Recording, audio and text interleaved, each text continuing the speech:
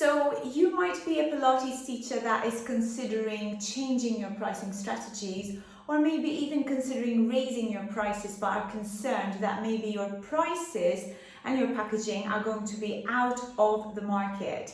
In today's video, we're going to be delving into a question that came to me from one of my coaching clients who's asking how she should restructure her programs. She's still very new in the industry and she wants to learn a little bit more about what kind of pricing she should be adapting in her studio strategy. So if you're interested in this topic, hang in till the end so that you find out exactly what would be the best 3 options for you and your studio to monetize and still keep your clients and keep your clients happy.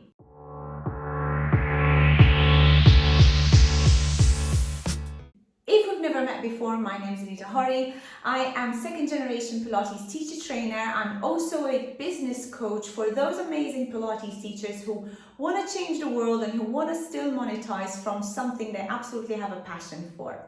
So in this week's video, I'm coming back to a question put to me by one of my coaching clients who's just opened up a Pilates studio. She's trying to use word of mouth as her marketing strategy and also using some online marketing, but she's not relying heavily on the online marketing.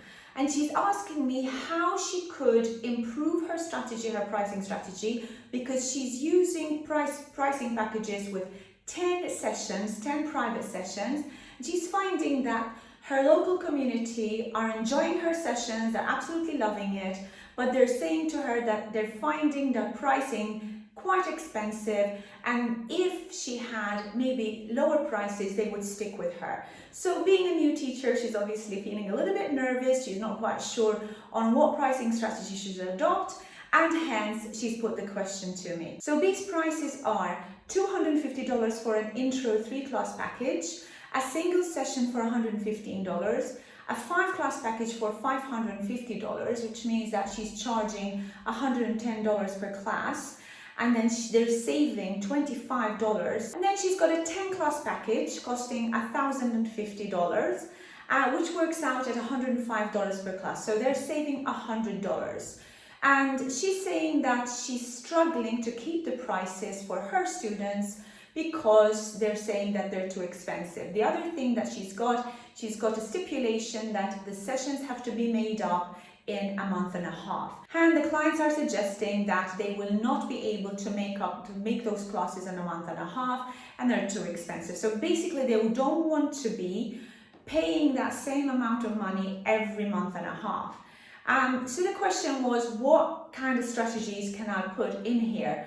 And my biggest thing here is, well, if you've got already a situation where you have got clients that are willing to come to your sessions at these rates, and obviously everybody has got different rates depending on their niche, depending on their situation geographically. You know, you might find that some countries are going to be a lot less than $110 an hour, or $115 an hour rather. And then you're going to have some places in the US where $115 is actually not a bad price for a private Pilates session. So obviously I just want you to learn the concept of this today.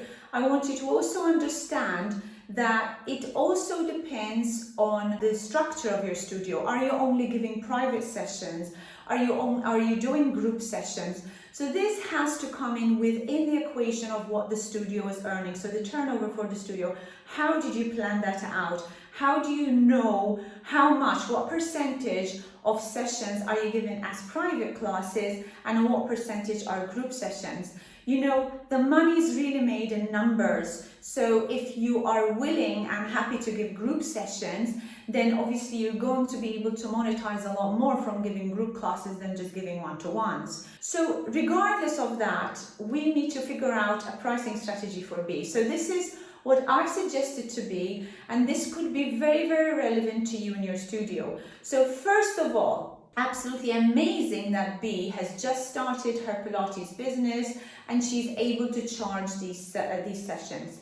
I have to add that B is also a physiotherapist, so she should be able to afford to charge a little bit more for her sessions because she's got a certification that's going to allow her to perhaps cover the Pilates sessions as physiotherapy sessions through the insurance policies. Again, this is something that's very different in many countries, so I can only suggest that you check within your own local authorities, or if you want a little bit more advice about something like this, then I would be very happy to get on a discovery call with you, and then we'll discuss whether this situation is going to be applicable to you in your country, in your studio. So if we're trying to convert clients into long-term clients, pricing and flexibility options are very, very important if you want to continue the longevity of your studio. So I've got 3 tips that I've given today that hopefully would be helpful for you when you are coming up with your own pricing strategy and understanding what maybe would work in your studio and maybe wouldn't. The first one is an extremely important one that many studio owners are still not doing, and that is membership programs. And if you are creating a membership program whereby, for example, you are selling a package of 8 sessions, say for about $800, or maybe 12 sessions for $1,100, and that would maybe mean that you're reducing the prices a little bit more, but in doing so, what she's doing is she's creating longevity because the clients are committing to longer sessions. So if that's going to be the case, the longer session prices are going to be more attractive for these guys. And the other thing you can do in the membership program is that you could extend the expiry date. So if you're extending the expiry date from 1.5 months to perhaps 2 months, where if you're selling 12 sessions or even 20 sessions and make them last 3 months, then you're encouraging the clients to pay more for their sessions, where they're paying a whole package, but yet committing to 20 sessions, and then you could perhaps even give them a little extra value. And that is my second point. So my second point is, if you are creating a membership program, so you're giving them these package of 8, 12, 20 sessions, you perhaps can give them something a little bit extra if they bought the classes, the package of the larger pack. So if we're looking at a pack of 20, say for example, you could give them 1 extra private session every quarter, or you could give them access to a workshop that you have created. Or if they're buying a package of 8 sessions, you could give them a pair of grip socks, or something that is maybe not so expensive, but it's adding the value, adding more value to what they've already paid for.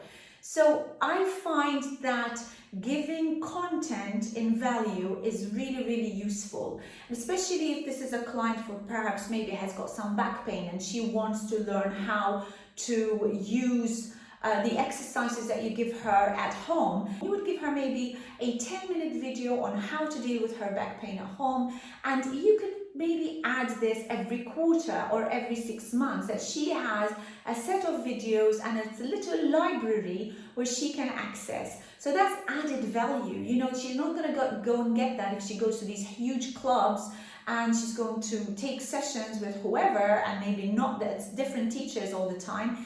Adding that value is going to really make that client want to come back to you. Now, if you really want to sweeten the deal, you really need to be looking at loyalty programs. So if you are looking to increase your business by word of mouth, then the best deal is that you give your clients, your current clients, some amazing bonuses if they are going to refer someone else to your studio. So bonuses could be given as private sessions, as gear, as fitness gear, as extra content, as I mentioned to you. So there's lots and lots of ways where you can invite your current clients to be your ambassadors. And you know, they are your best marketing tool. They are your best ambassadors to really showcase what you can do.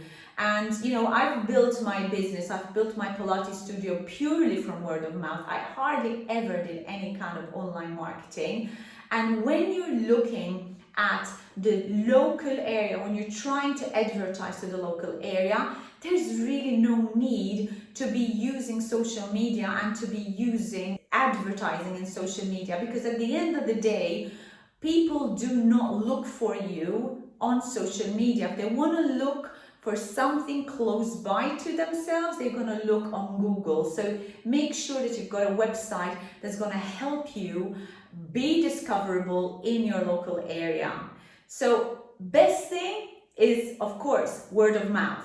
It's not gonna cost you anything. If you really want to be advertising somewhere else, you're gonna be looking at Google advertising. So rather than using Facebook, then Instagram, TikTok, whatever that might be, for your local area, Google is gonna work best for you. I hope that has been a really good tip for you, by the way. So guys, finally, I just want to tip into negotiating prices. So everybody wants a good deal, right? Everybody wants a good deal. And whoever is going to come to you is going to seek the best deal that's going to suit them time-wise and price-wise. So what I really recommend to you here is that rather than negotiating the price, you negotiate perhaps the payment terms. So if you've got a client wanting to buy a 20-class package, and it's going to cost her a heck of a lot at a big chunk for her to pay in one go, then what I recommend is that you perhaps get her to pay a deposit up front and then do a payment plan where she obviously has to cover the full payment before the sessions are over, but that allows her to be able to continue with her sessions at your studio. So being flexible and being understandable will be the best way forward for you to really thrive in your business, not be too rigid. Today's day and age, you can't be rigid with your clients. It doesn't mean you should be a doormat. That's a different story, right?